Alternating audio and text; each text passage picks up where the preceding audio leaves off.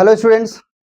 तो आज क्लास 11 का तीसरा चैप्टर स्टार्ट हो रहा है जिसका नाम है motion in two dimension. Motion in one dimension के बाद एक इंटरेस्टिंग चैप्टर है ये। इसको 4 पार्ट में डिवाइड किया गया है। चारों पार्ट को बहुत बेहतरीन तरीके से मैं सजा कर लेकर आया हूँ आपके सामने। फिर मैं आपको एक मैसेज करना चाहूँगा कि अगर आप इस चैनल पर नए हैं तो सब्सक्राइब, लाइक और शेयर जरूर करें, क्योंकि यही हमारी एनर्जी है। मैं आपको बिल्कुल शानदार तरीके से सारा कंटेंट और कम समय में वीडियो प्रोवाइड करता रहूंगा। कंप्लीट सॉल्यूशन रहेगा JEE NEET plus general exam के लिए भी। ठीक है, तो चलिए हम लोग स्टार्ट करते हैं मोशन इन टू डायमेंशन का।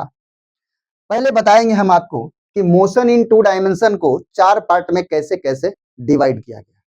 मेजर टॉपिक्स है। जैसे पहले टॉपिक का नाम है वेक्टर। आप इस नाम से परिचित हैं, बिल्कुल परिचित है। तो इसका नाम है वेक्टर। वेक्टर एक नई क्वांटिटी आपके सामने आएगा। अभी तक आपने पढ़ा होगा जोड़ घटाव का अपना एक तरीका, 2 + 2 = 4। आप ये भी पढ़े होंगे कि 4 + 3 = 7। लेकिन इस वेक्टर में आपको पढ़ने के लिए मिलेगा कि कैसे 4 + 3 = 5 होता है। Not this like this. 4 और 3 को जब जोड़ते हैं, 4 और 3 को जब जोड़ते हैं, कैसे जोड़ते हैं, 4 और 3 को कैसे जोड़ते हैं तो 5 हो जाता है। ये वेक्टर का अलग तरीका है। वेक्टर रियली में एक अलग क्वांटिटी है जिसके बारे में आपको अभी तक पढ़ने के लिए अच्छी तरह से मिला नहीं था, क्योंकि उसकी जरूरत नहीं थी। 11 क्लास में आपको बहुत सारे कैलकुलेशन करने होते हैं जिसमें वेक्टर छुपा हुआ था, अभी तक अब बाहर निकल कर आया है। अब आपको इसको पढ़ना होगा। ठीक है, ये भी एक क्वांटिटी है। दूसरा है प्रोजेक्टाइल मोशन। आप देखे होंगे कि किसी बॉडी को प्रोजेक्ट किया गया, ऐसे ऐसे जाकर गिरा। मिसाइल एक देश ने दूसरे देश पर ऐसे प्रोजेक्ट किया और जाकर वहां गिरा।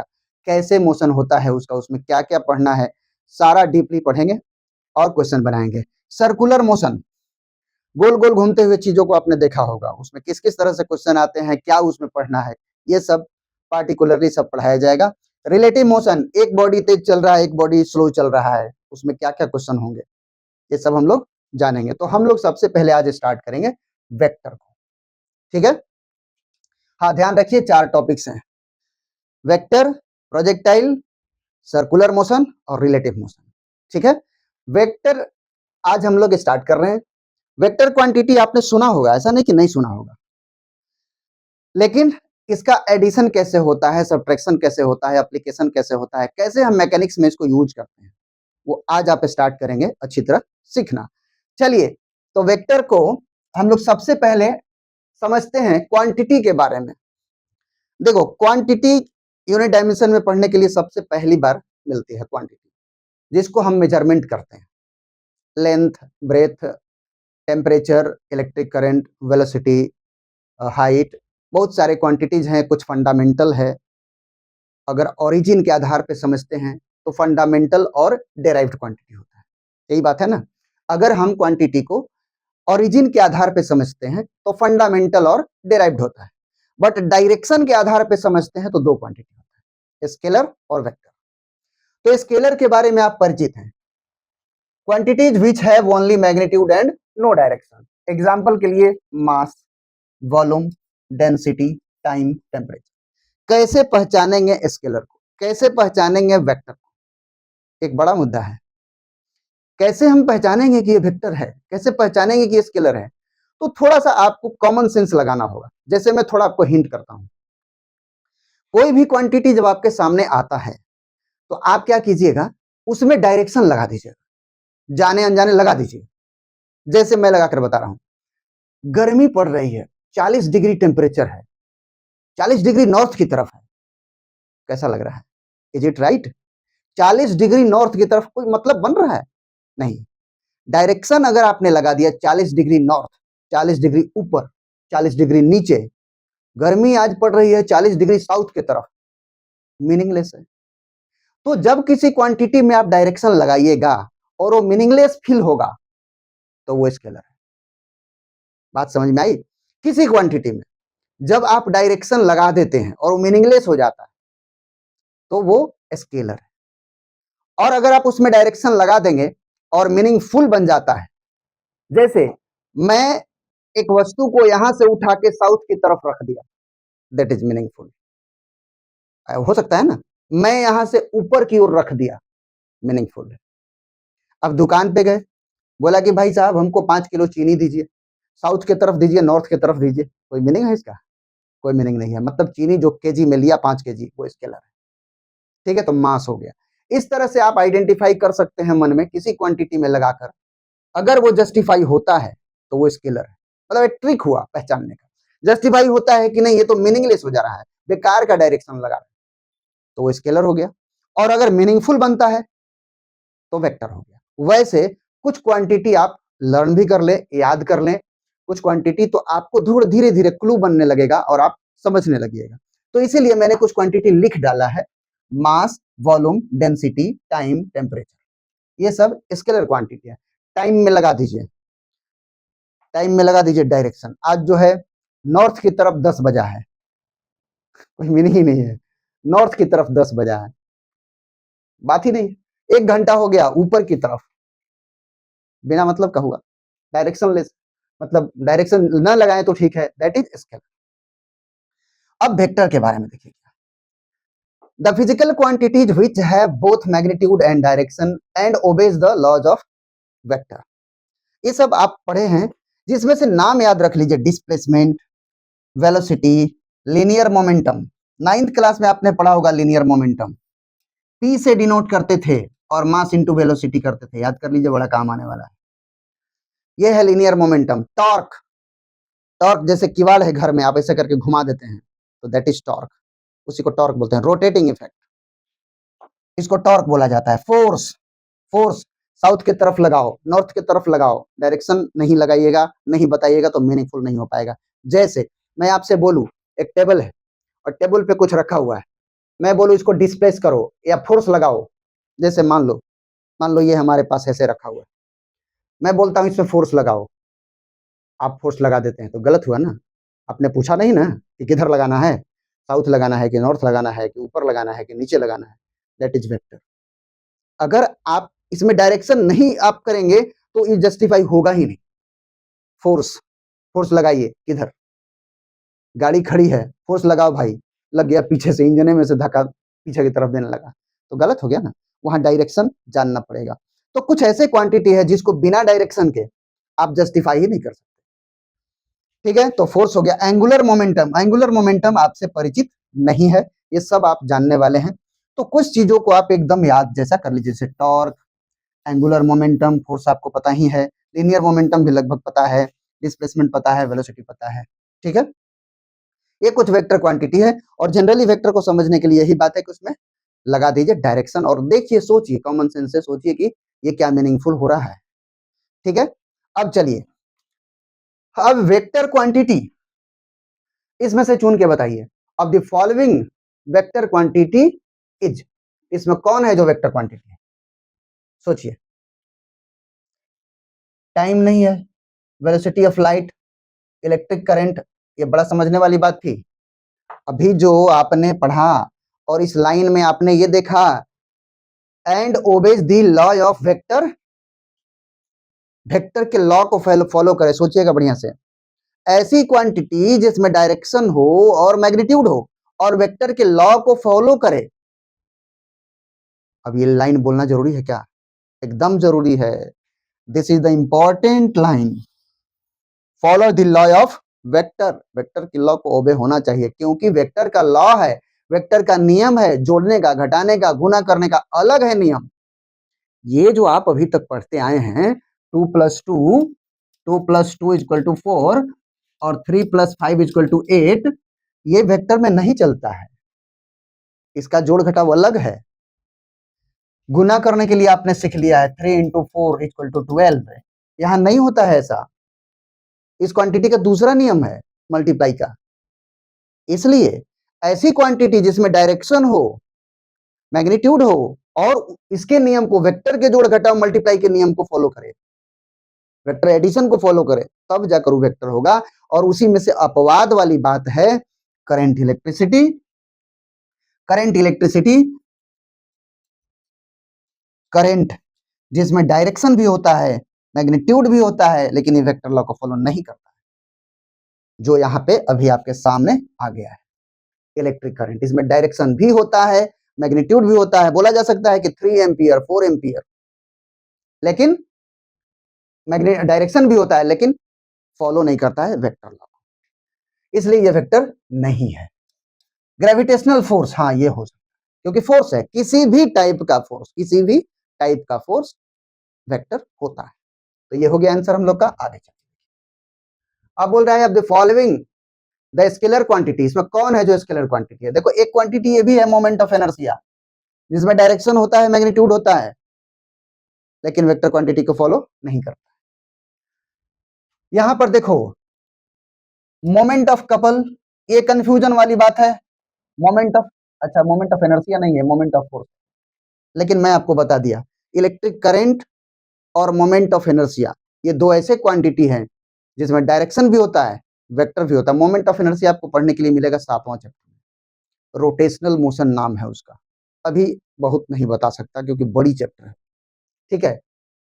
तो वो ऐसी क्वांटिटी है जिसमें डायरेक्शन और मैग्नीट्यूड दोनों होता है, लेकिन वो वेक्टर लॉ को फॉलो नहीं करता है। इलेक्ट्रिक करंट और moment of inertia. Moment of force ये वेक्टर है, मैग्नेटिक मोमेंट ये भी वेक्टर है, मोमेंट ऑफ कपल एक टेम्परेचर हमारा स्केलर, यही हमारा आंसर होना चाहिए, ठीक है ना। स्केलर पूछ रहा था ना, अब द फॉलोइंग स्केलर क्वांटिटी, ठीक। आगे देखिए द पेयर कंटेनिंग स्केलर, ये दो वेक्टर दिया हुआ इसमें, इसमें कौन ऐसा पेयर है जिसमें पहले स्केलर है और बाद में वेक्टर है? चलो देखो भाई, कुछ क्वांटिटी आपको नई नहीं मिलेगी, जो आपको नहीं पता चलेगा, जैसे इंपल्स आपको बुझाएगा ही नहीं कुछ, लेकिन बुझा जाएगा सब, आप पढ़ते पढ़ते। अभी मैं बता दे रहा हूं, ये इंपल्स जो है ये चेंज इन मोमेंटम होता है, ये वेक्टर है, ये भी वेक्टर है। अभी आपको एंगुलर मोमेंटम हम लोग यहाँ लिखे हुए थे। इलेक्ट्रोमोटिव फोर्स, ये फोर्स खाली कहने को है, इलेक्ट्रोमोटिव फोर्स जो है वो ईएमएफ है, ईएमएफ वोल्टेज वोल्टेज वोल्टेज, तो ये जो है स्केलर है, ठीक है ना। स्केलर और फोर्स वेक्टर, जस्ट हो गया ना हम लोग का, पहले स्केलर होना चाहिए बाद में वेक्टर होना चाहिए, तो पहले स्केलर मिल गया बाद में वेक्टर, यानी हमारा आंसर 3, ठीक है। अब आगे देखिए writing a vector equation, vector equation कैसे लिखते हैं, अब हम लोग मुद्दे पर आए। देखिए वेक्टर की क्या जरूरत पड़ी ये समझना होगा। देखो होता क्या है रियली में कि आप इमेजिन करो कि कोई ई एक्स प्लेन है और वाई है, आपने किसी बॉडी को ए से उठाकर और यहां पर बी पर लाया, ये पॉइंट है। तो आप बोलेंगे, आप बढ़िया से देखिए कि आपने एक्स डायरेक्शन में भी थोड़ा डिस्प्लेसमेंट करवा दिया, इधर की ओर थोड़ा करवा दिया, थोड़ा आपने इधर की ओर भी करवा दिया, तो भैया आपने तो दो डायरेक्शन में करवाया, कैसे लिखा जाएगा? या तो आप लिख दीजिए कि भाई ये वाला सीधा सीधी 5 मीटर है, और नहीं तो आप ये भी लिख सकते हैं कि देखो इधर में 3 मीटर है और इधर में 4 मीटर, एक्स वाला 3 मीटर और वाई वाला 4 मीटर, ऐसा कुछ कर सकते हैं। तो इसीलिए वेक्टर को जानना जरूरी हो गया कि भाई अलग अलग पार्ट में कितना हुआ। सभी जगह ऐसी चीजें होती हैं कि हम जब कई चीजों को मिक्स करते हैं तो मिक्स करने के बाद हमको पता होना चाहिए कि कौन चीज कितना शामिल किया गया, इनग्रेडिएंट कितनी है। तो मोशन में भी ये चीजें होती है कि हमने अगर यहाँ से किसी बॉडी को उठाकर यहाँ लाया तो एक्स में कितना ले गया और वाई में कितना लग गया हमको पता होना चाहिए। तो ये वेक्टर से हम अच्छी तरह रिप्रेजेंट कर सकते हैं कि भाई देखो एक्स वाला इतना पार्ट है, वाई वाला इतना पार्ट है, और इसीलिए देखो इसको लिखा जा सकता है।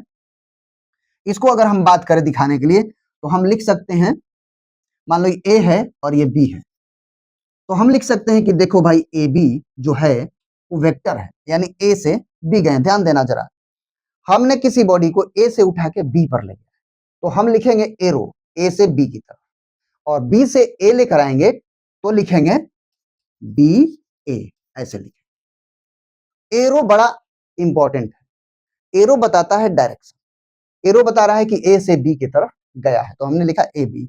और कैसे लिखा? 3i, अब आई काहे को लिख दिया भाई? तो देखो 3 खाली लिखेंगे तो पता चलेगा कि किधर, एक्स की तरफ की वाई की तरफ, पता नहीं चलेगा ना। तो आई लिख दिए, इस आई का मतलब होता है एक्स डायरेक्शन, और जे का मतलब होता है वाई डायरेक्शन, जे का मतलब होता है वाई डायरेक्शन। मतलब वाई वाला लिखना होगा तो हम ऐसे लिख देंगे 4j। अब आप समझ सकते हैं कि देखो भैया, इनिशियल पोजीशन ए था, फाइनल पोजीशन बी है। ए से हमने बॉडी को बी पर ले गया, एक्स डायरेक्शन में 3 यूनिट चला है और वाई डायरेक्शन में 4 यूनिट चला है। ये बढ़िया से रिप्रेजेंटेशन हो गया वेक्टर के आधार पर, ताकि बढ़िया से समझ में आएगा कि भैया एक्स में इतना चला है, वाई में। तो अच्छी तरह हम लोग ऐसे कर सकते हैं, ये वेक्टर दिखाने का तरीका है। दूसरा देखो क्या है, कभी कभी क्या होता है कि ऐसे तो बोल दिए हम इसलिए ऐसा हो गया, कभी कभी देखो होता है कि यहां से अगर हम किसी बॉडी को यहां लेके आए तो यहां का कोऑर्डिनेट दिया हुआ रहता है।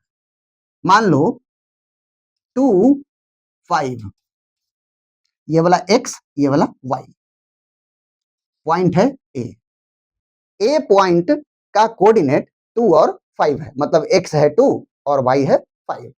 हमने b पर लेकर आया एक बॉडी को और यहां का कोऑर्डिनेट है 6 8। कोऑर्डिनेट यहां दिया हुआ है, यहां तो मैंने पूरी लेंथ ही दे दिया था, x में इतना, y में, तो ऐसे लिखा गया। अब यहाँ कोऑर्डिनेट दे रखा है, कोऑर्डिनेट है तो कैसे लिखेंगे देखो, तो कोऑर्डिनेट रहने पर भी हम लिखेंगे A B final minus initial, final minus initial. तो फाइनल में देखो x है 6 और x है 2, y है 8 और y है 5, तो ऐसे लिखेंगे 6 माइनस 2 आई के, x वाला पार्ट हुआ, चेंज यही ना हुआ, x में पहले से 2 था अब 6 हो गया है, तो चेंज इतना हुआ, प्लस अब हो गया 8 माइनस 5 जे कैप। देखो ए बी वेक्टर हमारा बन गया, 4 आई कैप प्लस 3 जे कैप। अब देखो ऐसा नहीं समझना कि ये 3 और 4 वाला वेक्टर खाली बनता है, दूसरा नंबर नहीं आता है। बाई इत्तेफाक ऐसा हो गया कि जो यहाँ लिखे थे वही यहाँ हो गया, दूसरा भी बन सकता है।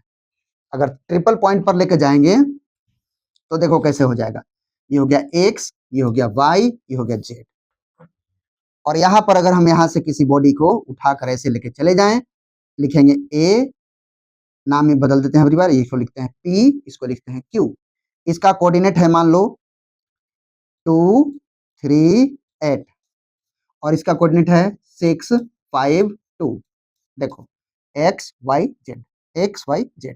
ए बी वेक्टर जब लिखने, नहीं PQ है ना, PQ वेक्टर जब लिखने की बात आएगी तो हम लोग लिखेंगे x में से, फाइनल में से इनिशियल घटाना है तो 6 में से 2 घटा देंगे, तो हो जाएगा 6 माइनस 2 आई।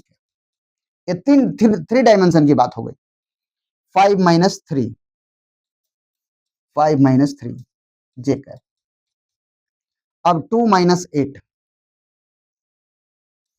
2 माइनस 8 के कैप। देखो के बता रहा है जेड डायरेक्शन के बारे में। अब इसको सॉल्व कर दो, PQ वेक्टर बनकर आया 4 आई cap plus 2 J cap plus नहीं माइनस 6 के कैप। ये देखो 3 डायमेंशन वाला इस तरह वेक्टर निकल कर आया।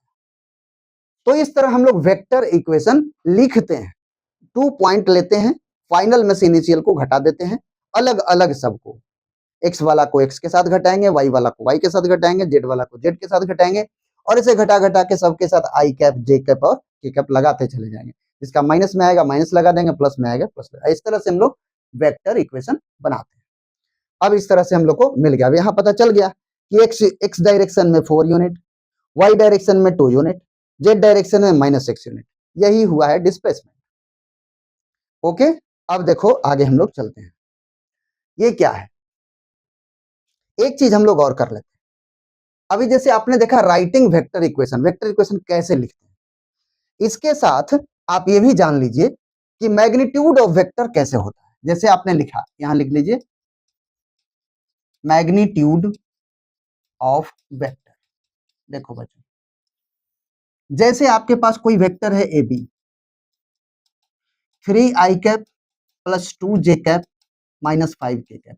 क्या समझे, ए बी वेक्टर बता रहा है इसमें एक्स वाई जेड तीनों कंपोनेंट है, एक्स वाला है 3 यूनिट, वाई वाला है 2 यूनिट और जेड वाला है 5 यूनिट। टोटल मिलाकर लेंथ कितनी होगी, तीनों अगर पार्ट को मिला देंगे, एक्स वाई जेड तीनों डायरेक्शन मिलाया जाए तो टोटल वेक्टर की लेंथ कितनी हो जाएगी, that is called magnitude. Magnitude of vector का मतलब हम बोल सकते हैं length of vector, value of vector, क्या यही बोल सकते हैं, मैग्नीट्यूड का मतलब यही। तो इसकी वैल्यू, फाइनल वैल्यू कितनी है, तो कैसे निकलेगा, तो ऐसे निकलता है, ऐसे डाल दीजिए, मोड डाल दीजिए। मोड का मतलब होता है वैल्यू। कैसे निकलेगा, रूट अंडर कर दीजिए, जो भी यहां लिखा है 3 का स्क्वायर प्लस 2 का स्क्वायर प्लस 5 का स्क्वायर। अब बोलोगे सर माइनस आपने छोड़ दिया, अरे भाई इसको स्क्वायर करोगे तो प्लस ना हो जाएगा, इसलिए सबको माइनस हटा करके सब प्लस से लिया जाता है, क्योंकि सबको स्क्वायर ही करना होता है, तो स्क्वायर करेंगे तो प्लस हो जाएगा। अब इसको आप कैलकुलेट कर लो, जो आंसर आएगा वही हुआ मैग्नीट्यूड ऑफ वेक्टर यानी लेंथ ऑफ वेक्टर। 425 कितना आ जाएगा, 38 आएगा क्या, इसी के आसपास कुछ आएगा। 9 5 14 4 18 38 हो गया, ये हो गया, यही लेंथ आया। मतलब क्या हो सकता है, 6.2 लिख सकते हैं यूनिट। कुछ अगर यूनिट रहेगा, न्यूटन रहेगा, कुछ रहेगा, तो उसको हम लोग ऐसे अप्रॉक्स हम लिख दिए हैं इसका, ठीक है। इस तरह से मैग्नीट्यूड ऑफ वेक्टर निकाला जाता है। कोई वेक्टर आपके पास है और उसका मैग्नीट्यूड ऐसे निकलता है। आगे देखो, अगला हम लोग का टॉपिक है representation of vector with direction. आपको इसका लैंग्वेज जानना होगा, क्या है ये चीज, क्या तो इस टॉपिक में पढ़ना है, जरा देखो। हमने ऐसे कोऑर्डिनेट बनाया और बताया कि देखो इसको नॉर्थ मानते हैं, इसको साउथ मानते हैं, इसको ईस्ट मानते हैं और इसको वेस्ट मानते हैं, और इस जगह पर एक वेक्टर ड्रॉ किया गया है ऐसे, और ये है 20 न्यूटन। एक वेक्टर हम दिखा रहे हैं ऐसे है, और इसकी वैल्यू कितनी है 20 न्यूटन, और एंगल इसका यहां से हम बता रहे हैं 60 डिग्री। इसका लैंग्वेज कैसे है, कैसे हम लिखते हैं इसको, क्योंकि लिखा हुआ लैंग्वेज मिलेगा आपको तो फिर पढ़िएगा नहीं तो कैलकुलेशन कैसे होगा। तो देखो इसका लैंग्वेज क्या है, 20 newton north at angle north of east. Base क्या है, ईस्ट है, ईस्ट के साथ ही इसको एंगल हम दिखा रहे हैं, और ईस्ट से कितना हट गया है, तो 60 डिग्री हट गया। किस साइड में, नॉर्थ के साइड में, तो इसलिए क्या लिखा गया, तो 20 न्यूटन का वेक्टर है जो at angle north of east, at angle, एक minute, at angle 60 degree north of east. ये लैंग्वेज है लिखने का, ओके।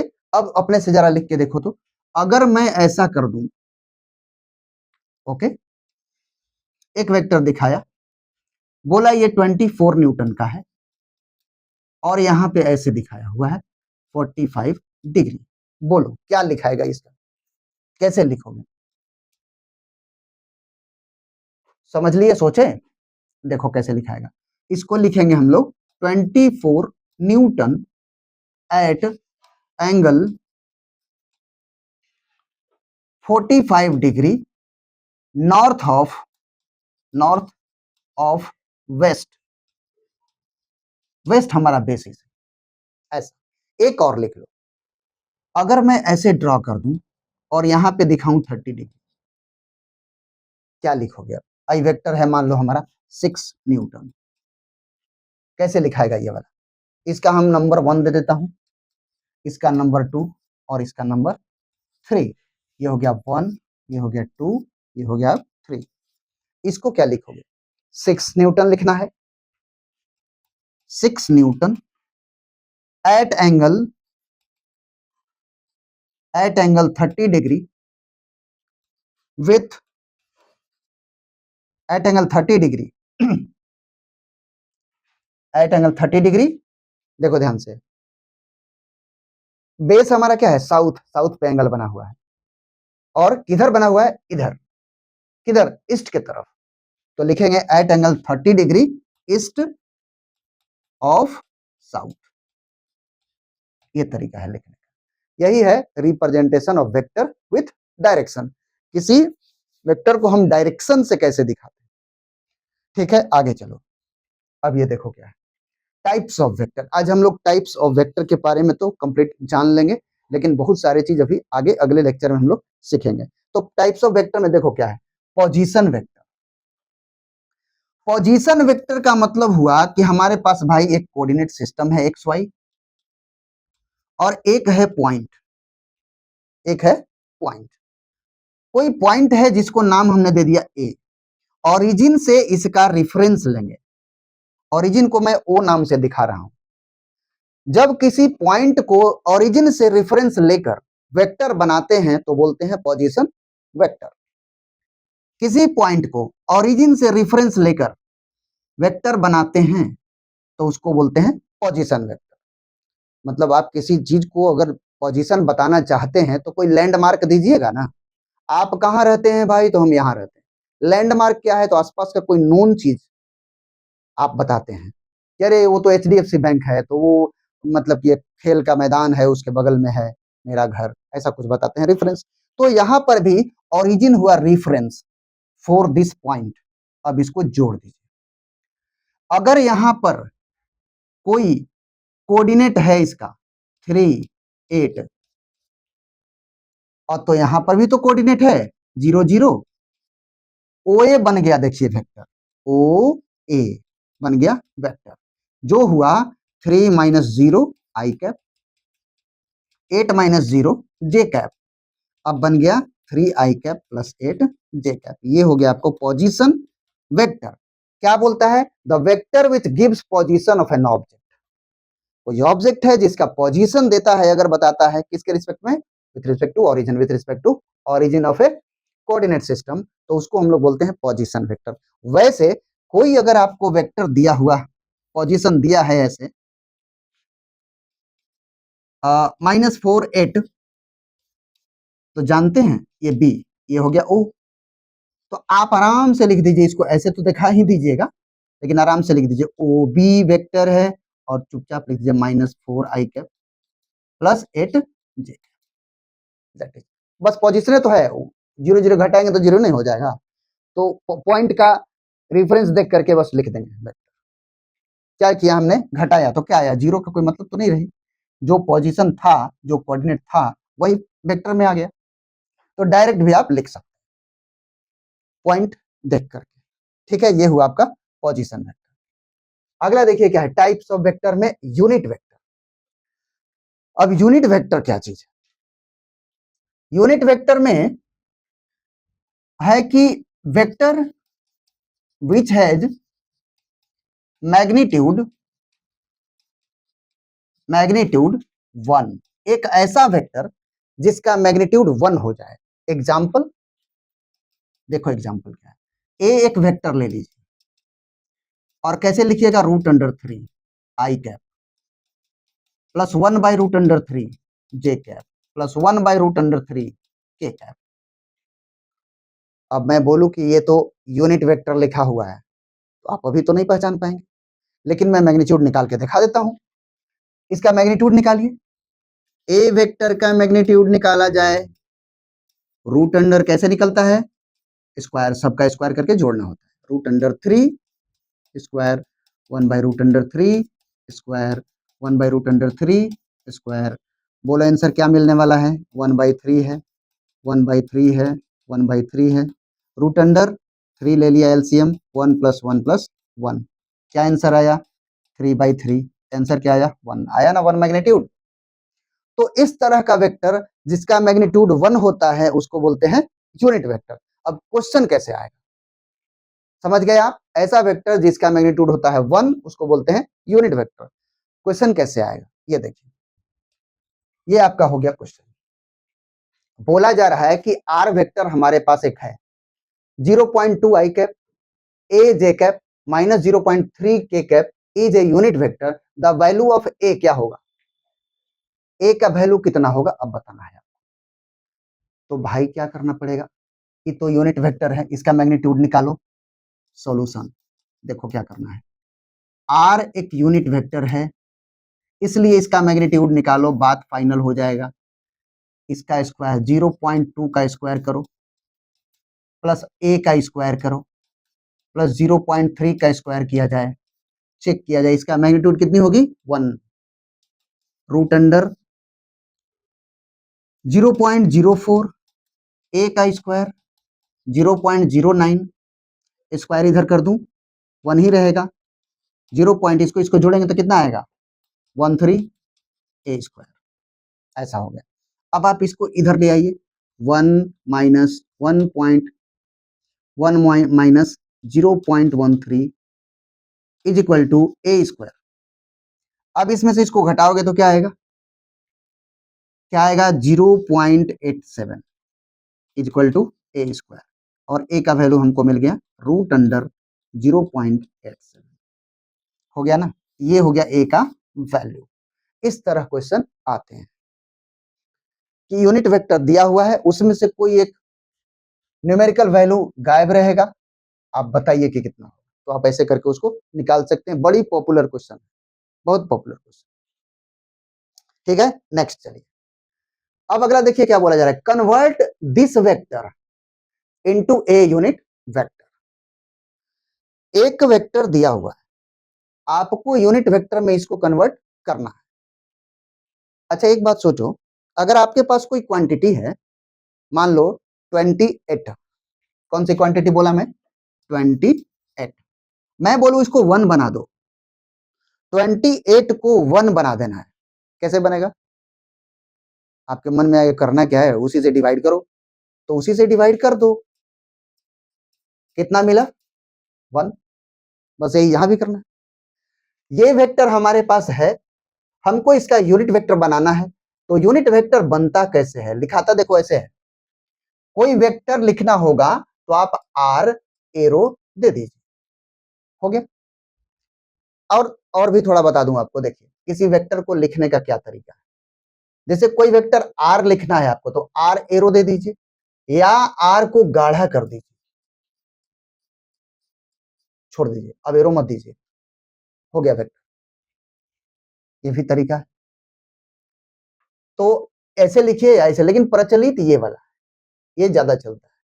लेकिन यूनिट वेक्टर लिखना है तो कैसे, आर लिख के टोपी पहना देना, हो गया। टोपी पहनाना ठगना नहीं, टोपी पहनाने का मतलब ठगना भी होता है, तो धोखाबाजी नहीं करना है। तो आर कैप कर देंगे, तो ये हुआ यूनिट वेक्टर का साइन। कैसे बनेगा, तो जो गिवन वेक्टर आर है उसको आर के मोड से भाई डिवाइड करो, ऐसे बनता है यूनिट वेक्टर। हमारा गिवन क्वेश्चन का सॉल्यूशन क्या होगा, तो गिवन क्वेश्चन का भाई सॉल्यूशन ये है कि आप लिखिए 4i cap plus 5j cap minus 2k cap, समझे, और नीचे मैग्नीट्यूड रूट अंडर 4 का स्क्वायर प्लस 5 का स्क्वायर माइनस नहीं प्लस 2 का स्क्वायर, क्योंकि स्क्वायर करते हैं प्लस हो जाता है। तो यूनिट वेक्टर हमको मिल गया 4i कैप, कितना होगा 16 और 25 41 हो गया, 41 और 4 45, समझ लीजिएगा बढ़िया से।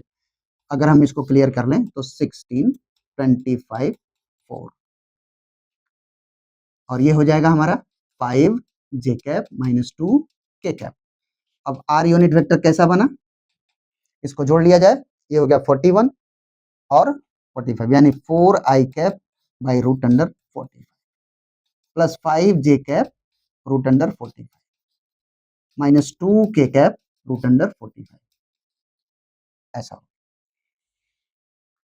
अब ये हुआ आपका यूनिट वेक्टर, इसको मैंने यूनिट वेक्टर में कन्वर्ट कर दिया। अब इसको अगर आप चाहते हो मोड निकालने के लिए टोटल का, तो निकालोगे तो 1 आएगा, क्योंकि आपने उसी वेक्टर को उसी के मोड से डिवाइड किया है, तो 1 ही ना आएगा। नहीं विश्वास हो तो करके देखो, करके देखोगे तो आ जाएगा। रूट अंडर ऐसा कर दो, ऐसे करके लिखो 4/45 रूट अंडर 45 का स्क्वायर, फिर लिख दो 5/रूट अंडर 45 का स्क्वायर प्लस 2/रूट अंडर 45 का स्क्वायर, कर दो आंसर, देखो यहाँ 1 आएगा। ठीक है, तो ये बन गया आपका आर गिवन वेक्टर को यूनिट वेक्टर में कन्वर्ट कर दिया। ठीक है, अब इसके आगे हम लोग और बहुत सारे वेराइटीज हैं वेक्टर के, उसको हम लोग अगले क्लास में पढ़ने वाले हैं, ठीक है? तब तक आप इसको बढ़िया से पढ़ लीजिए और फिर अगले क्लास का वेट कीजिए, जल्दी ही मैं आपको देने वाला हूँ। लेकिन फिर आपको एक बार याद कराऊँगा, अगर आप नए हैं तो आप चैनल को सब्सक्राइब और लाइक, शेयर ज़रूर करें। Okay, thank you.